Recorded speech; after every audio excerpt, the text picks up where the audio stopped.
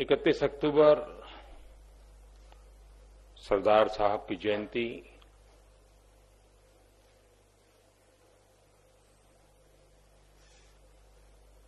जब हम सरदार साहब की जयंती मना रहे हैं और जब हम एकता की बात करते हैं तो पहले तो संदेश यही साफ है कि मैं भाजपा वाला हूं, सरदार साहब कांग्रेसी थे।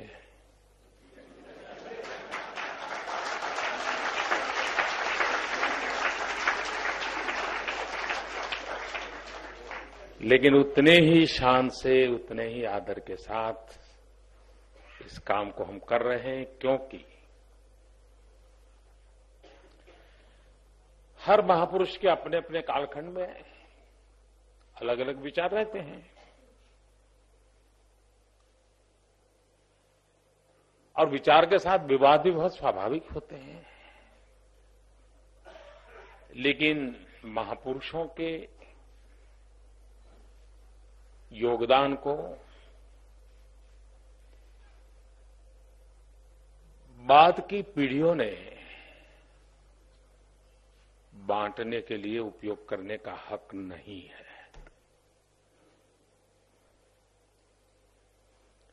उसमें से जोड़ने वाली चीजें ढूंढना, अपने आप को जोड़ना और हर किसी को अगर जोड़ पाते हैं तो जोड़ने का प्रयास करना।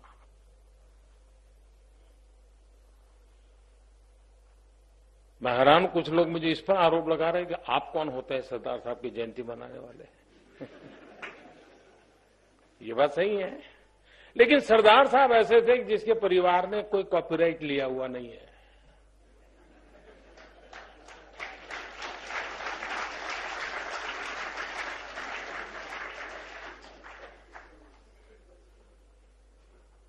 और वैसे भी एक ऐसा जीवन सार्वजनिक जीवन में जिसने अपने परिवार के लिए कुछ नहीं किया था।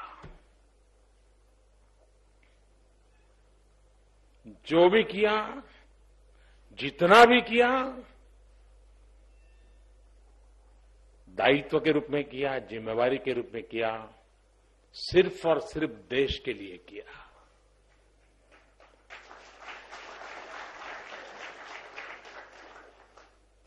अगर ये बातें आज की पीढ़ी को उदाहरण के रूप में प्रस्तुत करेंगे तो हम किसी को कह सकते हैं, भाई ठीक है, परिवार है, लेकिन थोड़ा देश का भी तो देखो। और इसलिए ऐसे अनेक महापुरुष, कोई एक नहीं, अनेक महापुरुष हैं जिसके जीवन को नई पीढ़ी के सामने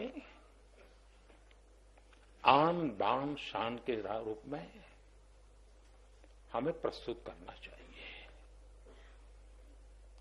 और बहुत कम बातें हैं जो बाहर आती है, वरना तो हमारे देश में किसी को याद रखने के लिए जितना काम करना चाहिए, लेकिन कुछ लोग इतने महान थे, इतने महान थे, इतने महान थे कि उनको बुलाने के लिए भी 70 साल तक प्रयास किया, सफलता नहीं मिली है।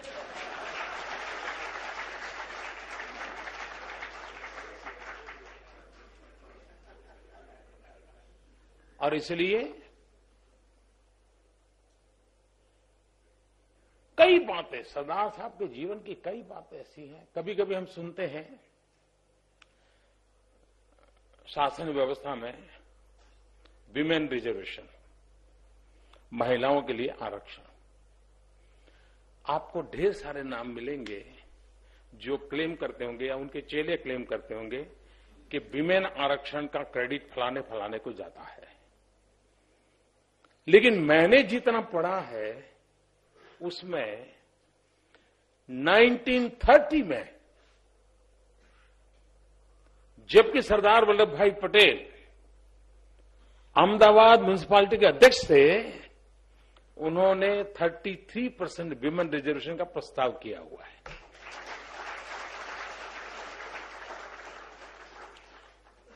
अब जब वो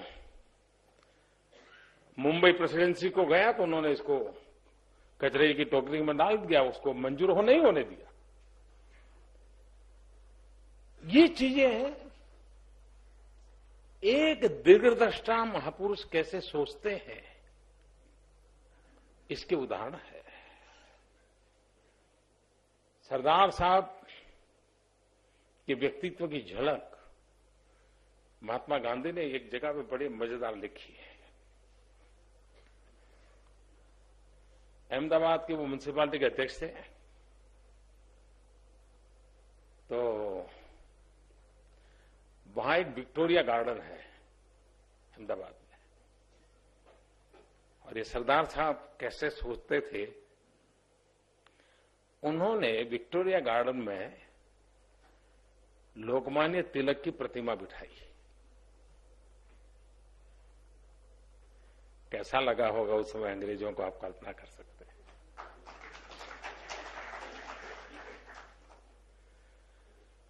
और शायद देश में वो अकेली लोकमान्य तिलक जी की प्रतिमा है जो सिंहासन पर बैठ करके उन्होंने कल्पना की और वो बनाई है। बड़ी अच्छी प्रतिमा है। और दूसरी विशेषता,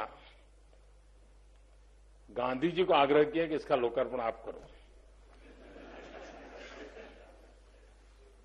और तीसरा, उन्होंने कहा मैं नहीं रहूंगा। और गांधी जी ने उस दिन डायरी पे लिखा है, उस उद्घाटन के समारोह में उन्होंने लिखा कि अहमदाबाद म्युनिसिपल कॉरपोरेशन में कौन बैठा है, उसको अगर जानना है तो इस निर्णय से पता चलता है कोई सरदार बैठा है।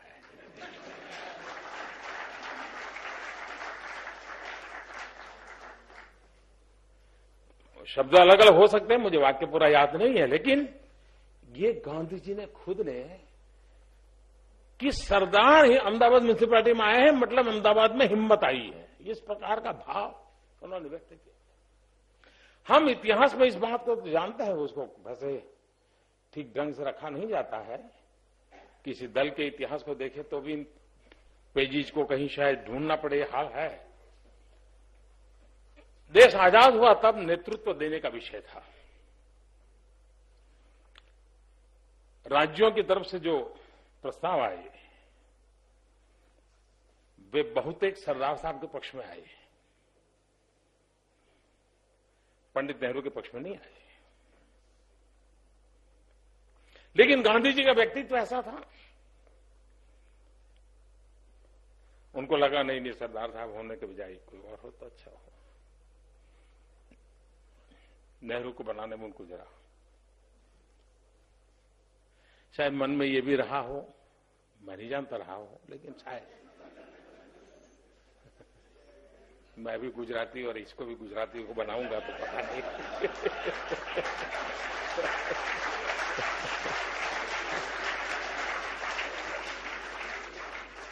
खैर, ये तो मेरा साहित्यिक तर्क है, मेरे पास ऐतिहासिक प्रमाण होकर नहीं है, मैं मजाक में कह रहा हूं। लेकिन लोगों को लगता है कि भाई देखिए सरदार साहब कैसे, कोई रिवोल्ट नहीं किया, तूफान खड़ा नहीं किया। तो एक म्युनिसिपैलिटी के अध्यक्ष का मामला हो तो भी अच्छा, मेरे पास 30 लोग हैं, आ जाओ, यही होता है जी। ऐसा नहीं किया। लेकिन ये नहीं किया, ये बात उतनी ज्यादा उजागर नहीं होने दी जा रही है, लेकिन सच्चाई को नकारा नहीं जा सकता। लेकिन सरदार साहब कौन थे, इस बात का पता एक और घटना से मिलता है। 1 नवंबर 1926, यानी ठीक कल 1 नवंबर है, 90 साल पहले, जबकि सरदार साहब अहमदाबाद म्युनिसिपैलिटी के अध्यक्ष थे और स्टैंडिंग कमेटी का चुनाव था। अब सबका आग्रह था कि अध्यक्ष और स्टैंडिंग कमेटी चेयरमैन एक रहे तो इस कारोबार को चलाना सुविधाजनक होगा। तो सबके आग्रह पर सरदार साहब चुनाव में खड़े हुए।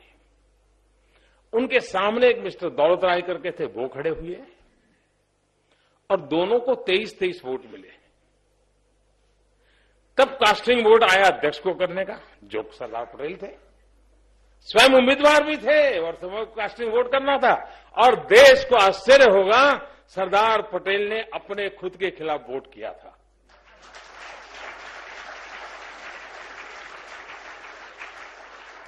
जो बात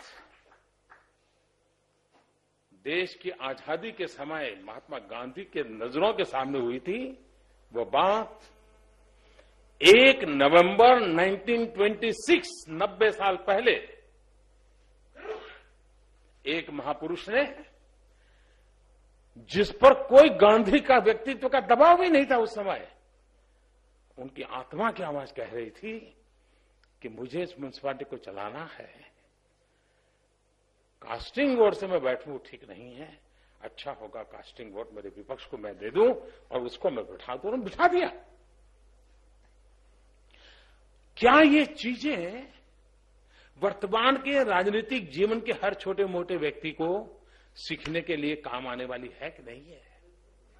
अगर है तो उसको उजागर करना चाहिए कि नहीं करना चाहिए?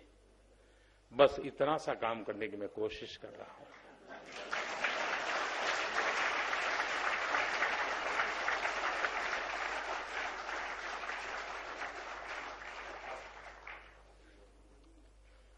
आप कल्पना करिए, कोई बहुत पुरानी इतिहास तो है नहीं, 47, 48, 49 का कालखंड।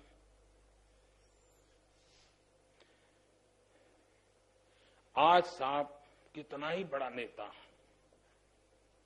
एक म्युनिसिपैलिटी के अध्यक्ष को कहे कि भाई ठीक है तेरा सब कुछ है, मान लिया, लेकिन मेरा मन करता है तुम छोड़ दो। छोड़ेगा क्या कोई? उसकी पैतृक संपत्ति है क्या? उसके मां बाप ने मेहनत करके पाई हुई है क्या? लोकतंत्र में लोगों ने मौका दिया है, 5 साल के लिए दिया है, और जरूरत पड़ गई कि भाई 3 साल के बाद तुम छोड़ दो। कोई मुझे बताए छोड़ेगा क्या? और पता नहीं छोड़ेगा तो क्या कुछ करेगा। इस बात को तो हम भली भांति समझते हैं, कोई छोड़ता नहीं है। यहां भी साहब कोई बड़ा मेहमान आ जाए, कुर्सी छोड़नी होगी तो हम ऐसे देखेंगे।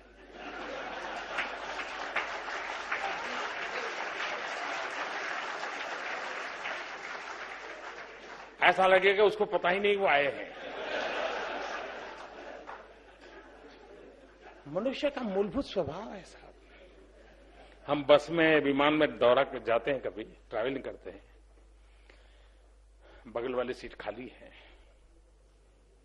हमने अपनी किताब रखी, मोबाइल फोन रखा, और जहाज चलने की तैयारी में है, बस चलने की तैयारी में है, इतने में लास्ट मोमेंट कोई पैसेंजर आ गया। वो सीट तो हमारी नहीं थी, खाली थी, और हमने कुछ रखा था। हमको इतना आदमी बुरा लगता है यार, ये कहां आ गया, सब उठाना पड़ता है।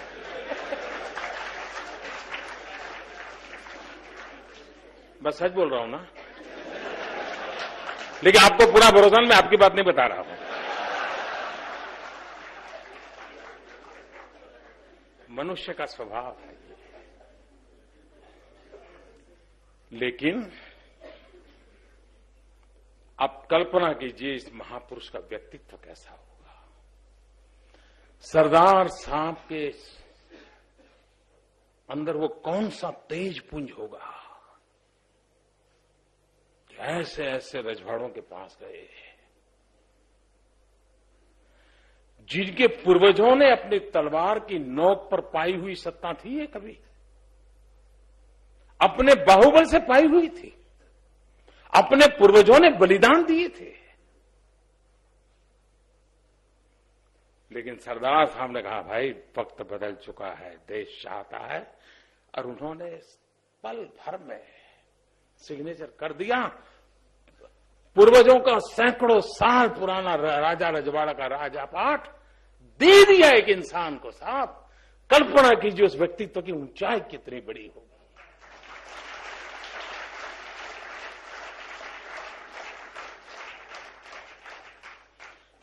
मैं गुजरात से हूं। गुजरात में क्षत्रिय और पटेल लंबे अरसे से एक प्रकार से तू मैं वाला मामला रहा है। पटेल खेती करने वाले लोग, उनको लगता था ये लोग हमें दबाते हैं, उनको लगता है इनको कुछ समझ नहीं है, हम राजा लोग हैं, वगैरह वगैरह चलता रहता है समाज में हमारे यहाँ कई छोटी बड़ी। साहब कल्पना कीजिए, एक पटेल का बेटा क्षत्रिय राजनेता राजपुरुष को कह रहा है छोड़ दो, और एक पटेल बेटे की बात मानकर के क्षत्रिय छोड़ देता है। समाज में इससे बड़ी ताकत क्या होती है? कितनी बड़ी ताकत है। और उस अर्थ में हम देखें, एक एक पहलू सरदार साहब के सामर्थ्य को प्रकट करने का प्रयास। यहां एक डिजिटल म्यूजियम बनाया गया है। ये संपूर्ण सरदार तो हो नहीं सकते हैं, हम सब मिलकर कोशिश करें तो भी सरदार इतने बड़े थे, कुछ न कुछ तो छूट ही जाएगा।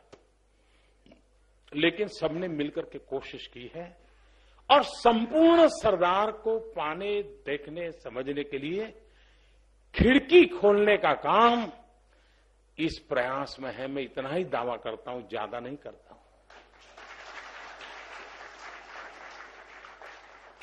आधुनिक टेक्नोलॉजी का भरपूर प्रयास किया गया है, घटनाओं को जीवित करने का प्रयास किया गया है, और मूल संदेश यह है कि आज की पीढ़ी की जिम्मेवारी है भारत की एकता को बल देना।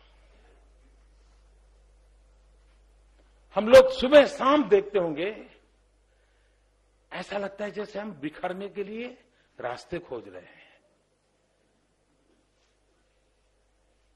जैसे हम बाइनोकुलर लेकर के बैठे हैं, किसी कोने में बिखरने की चीज मिलती, पकड़ो यार, बिखराव लाओ, बांटो, तोड़ो। विविधताओं से भरा हुआ ये देश ऐसे नहीं चल सकता है। हमें प्रयत्न पूर्वक एकता के मंत्र को जीना पड़ेगा, जी करके दिखाना पड़ेगा, और एक प्रकार से वो हमारी सांस्कृतिक विरासत के रूप में अंतर साध्य करना पड़ेगा, और पीढ़ी दर पीढ़ी उसको संक्रमित करना पड़ेगा, परकोलेट करना पड़ेगा। हम इस देश को बिखरने नहीं दे सकते, और तब जाकर के हमें ऐसे महापुरुष का जीवन, उनकी बातें हमें काम आती है। इतिहास गवाह है, किसी समय भी तो अंतर विरोधों के कारण, अहंकार के कारण, मेरे तेरे के भाव के कारण ये देश सामर्थ्यवान था, फिर भी बिखरा था। एक चाणक्य नाम का महापुरुष था, 400 साल पहले उसने पूरे हिंदुस्तान को एक करने का सफल प्रयास किया था, और हिंदुस्तान की सीमाओं को कहां तक ले गया था। उसके बाद सरदार साहब थे जिन्होंने इस काम को किया। हम लोगों की कोशिश होनी चाहिए। आपने देखा होगा, हमारा कोई बच्चा स्पेनिश लैंग्वेज सीखता है तो हम घर में जो भी मेहमान आए उसके सामने नमूना पेश करते हैं। मेरे बेटे को स्पेनिश आता है, मेरे बच्ची को फ्रेंच आता है। अच्छी बात है, मैं इसकी आलोचना नहीं करता। हर एक को लगता है अपने कैरियर में जरूरी है, लेकिन कभी इस बात का गर्व नहीं होता है हम पंजाब में पैदा हुए, लेकिन मेरा बच्चा है मलयालम भाषा बहुत अच्छी बोलता है। ये कहने का मतलब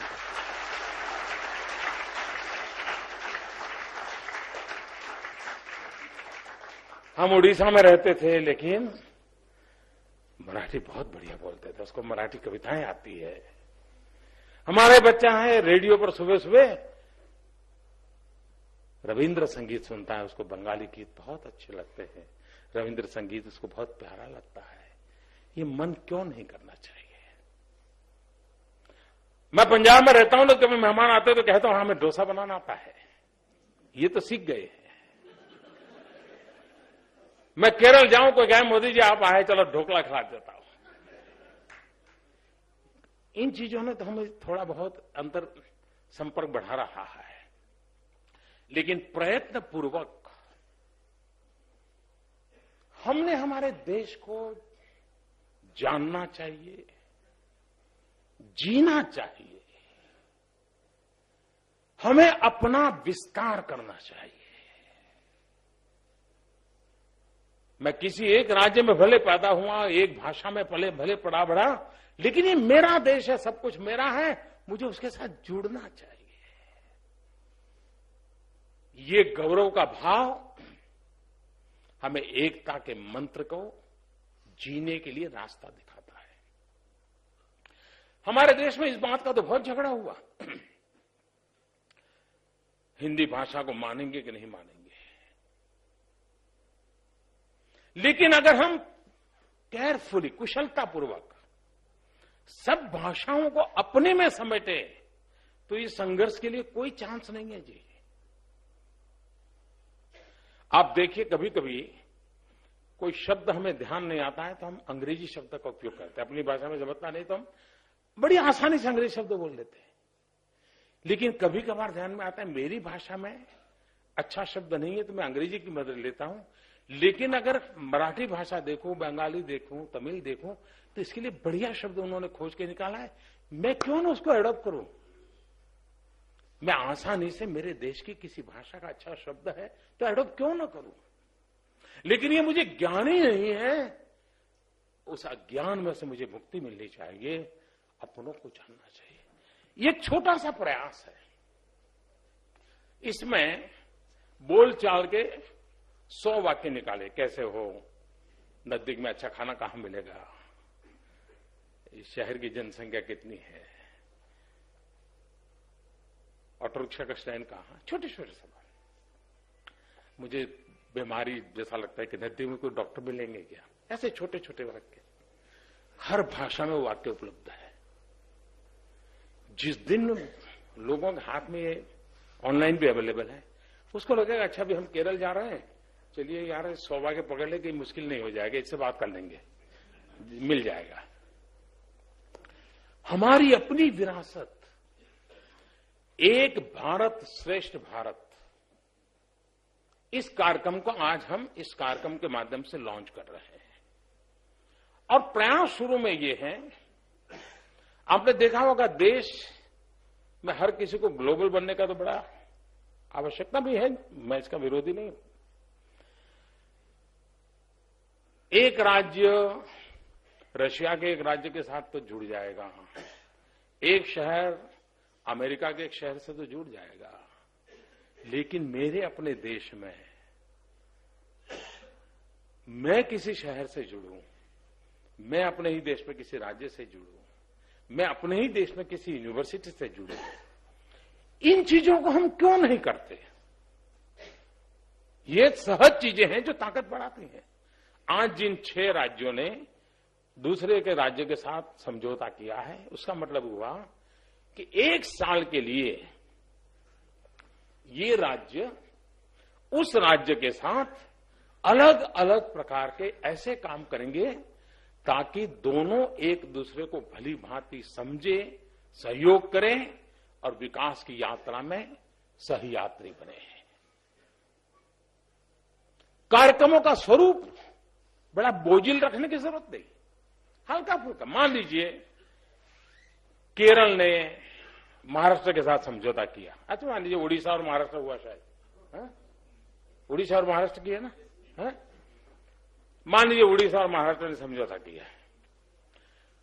क्या हम 2017 में महाराष्ट्र की स्कूलों कॉलेजेस से जो टूरिस्ट जाएंगे उनको कहेंगे भाई 2017 में तो आप उड़ीसा जरूर जाइए। उड़ीसा से जो जाएंगे 2017 में टूर के लिए, टूर में तो जाते ही है, आप इस बार महाराष्ट्र जाएंगे। फिर ये भी तय कर सकते हैं कि ये यूनिवर्सिटी उस जिले में गई थी तो ये यूनिवर्सिटी उस जिले में जाएगी, जोड़ सकते हैं। पहले जाते थे धर्मशाला में या होटल में रहते थे, इस बार तय करें नहीं, इस योजना के तहत आए हो, 100 स्टूडेंट आए हैं हमारी इस कॉलेज के 100 स्टूडेंट के घर में आपके 100 लोग रहेंगे, 100 परिवार। और जब घर में रहेंगे तो सुबह कैसे उठते हैं, कैसे पूजा करते हैं, कैसे खाना खाते हैं, क्या वैरायटी होती है, माँ बाप के साथ क्या है, सब चीजें अपने आप जीने लगेगा। अब इसके लिए खर्चा भी कम हो जाएगा टूरिस्ट का। मैं मूलतः तो खर्चा मेरे ध्यान में जल्दी आता है। मेरा कहने का तात्पर्य, अब मुझे बताइए, अब इन दिनों मैंने देखा है कि पूरे देश में देशभक्ति का एक भाव प्रखर रूप से प्रकटा है। हर कोई दिवाली का दिया जलाता है, लेकिन उसको देश का जवान दिखता है, देश के जवानों की शहादत दिखती है, भाव पैदा हुआ है। क्या हम 5 अच्छे गीत, अब महाराष्ट्र के लोग स्कूलों में 5 गीत एक साल में उड़िया भाषा में गाना शुरू करें, और उड़िया भाषा भाषी पढ़ने वाले उड़ीसा वाले 5 मराठी गीत गाना शुरू करें, जब मिलेंगे तब भाव क्या जगेगा, आप मुझे बताइए।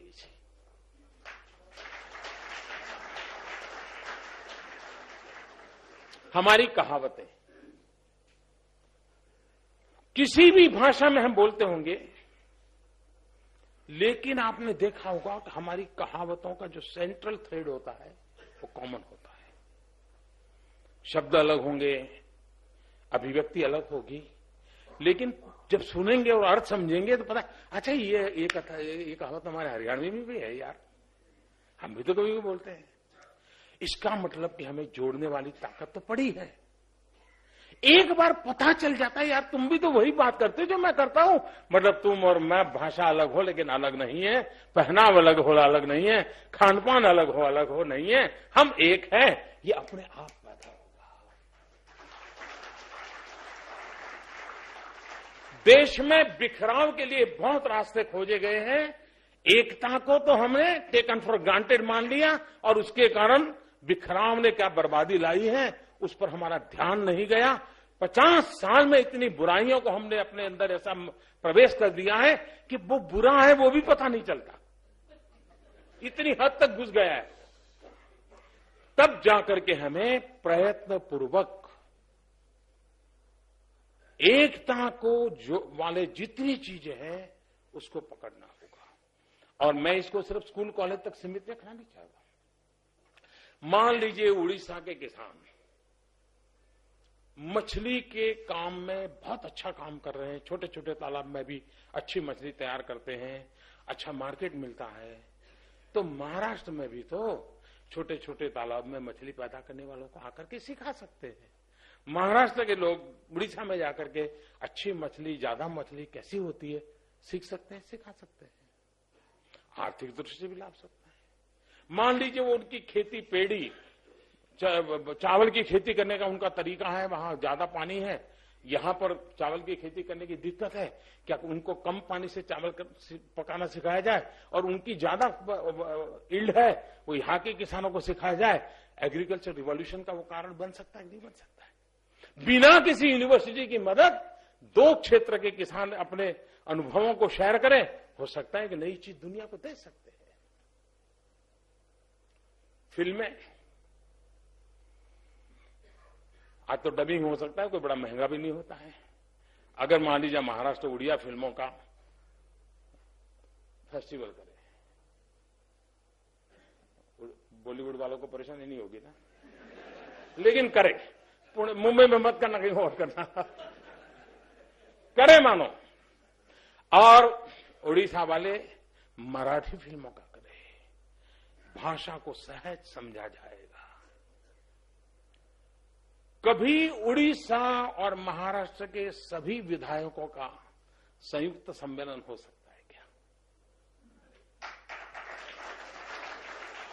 और सिर्फ दोनों राज्यों की अच्छाइयों पर चर्चा करें, अच्छाइयों पर चर्चा करें। उड़ीसा के विपक्ष दल वालों को भी अच्छाई बोलनी पड़ेगी और महाराष्ट्र के विपक्षी दल को भी अच्छाई बोलनी पड़ेगी। सब मिलकर के अच्छाई की बात करेंगे तो अच्छाई की ओर जाने का रास्ता खुल जाएगा।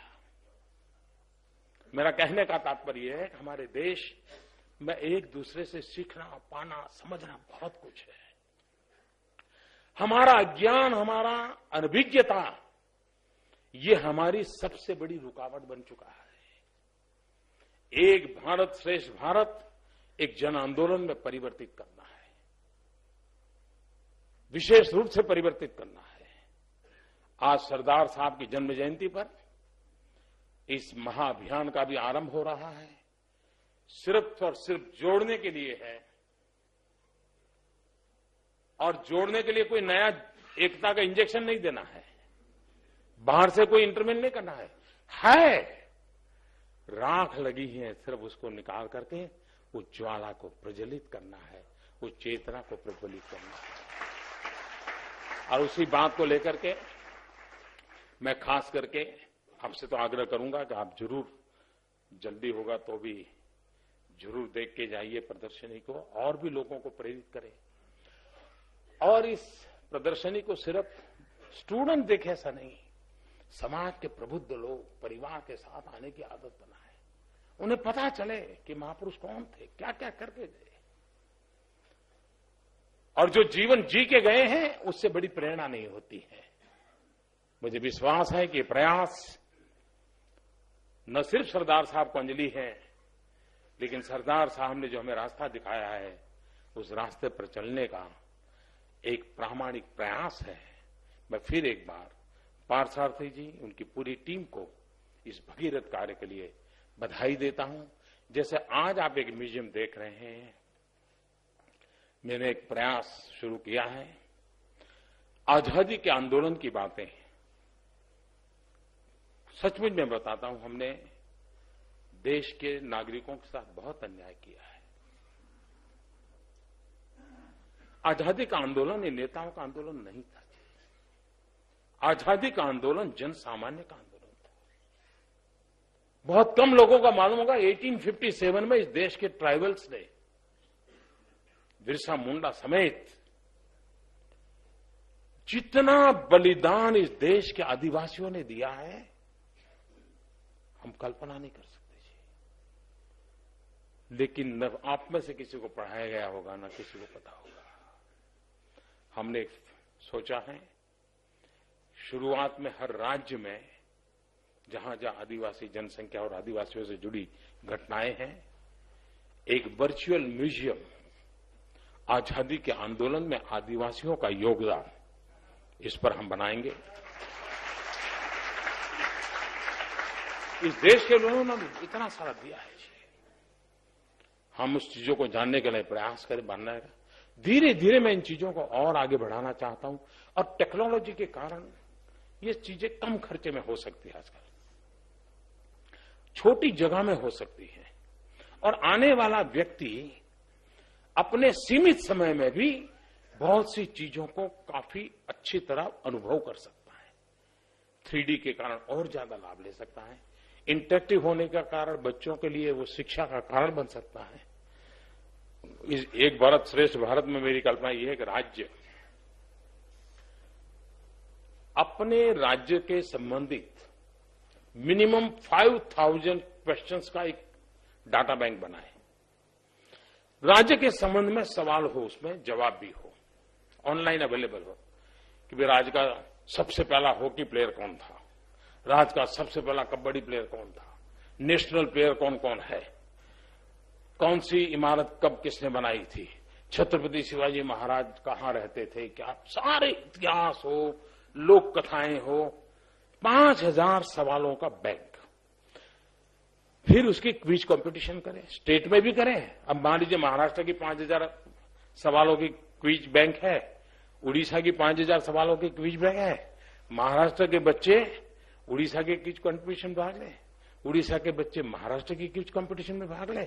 अपने आप दोनों राज्यों के बच्चों को उड़ीसा भी समझ आ जाएगा, महाराष्ट्र भी समझ आ जाएगा।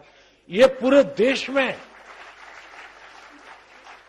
लाखों सवालों का बैंक बन सकता है, जो सहज रूप से, जो क्लासरूम में नहीं पढ़ाया जा पाता, वो पा सकते हैं। तो एक बड़े व्यापक फर्क पर, और जिसमें डिजिटल वर्ल्ड का ज्यादा उपयोग करते हुए एक भारत श्रेष्ठ भारत अभियान चलाने का प्रयास है। मैं फिर एक बार इस प्रयास को करने वाले सबको बधाई देता हूं, सरदार साहब को आदरपूर्वक नमन करता हूं, अंजलि देता हूं और देश की एकता के लिए काम करने के लिए देशवासियों से प्रार्थना करता हूं। धन्यवाद। जनतंत्र हमारे देश के संविधान की फाउंडेशन है। वो जनतंत्र बना रहे और किसी एक व्यक्ति विशेष या किसी एक इंस्टीट्यूशन के अंदर सारी पावर्स ना आए, इसके लिए संविधान के अंदर ढेर सारे चेक्स एंड बैलेंसेस हैं। बहुत सारे इंस्टीट्यूशंस हैं जो एक दूसरे के ऊपर चेक रखते हैं। खास तौर से हमारे संविधान के, हमारे जनतंत्र के 3 स्तंभ माने गए हैं, judiciary, executive and legislature. They are supposed to be independent of each other and at the same time interdependent on each other.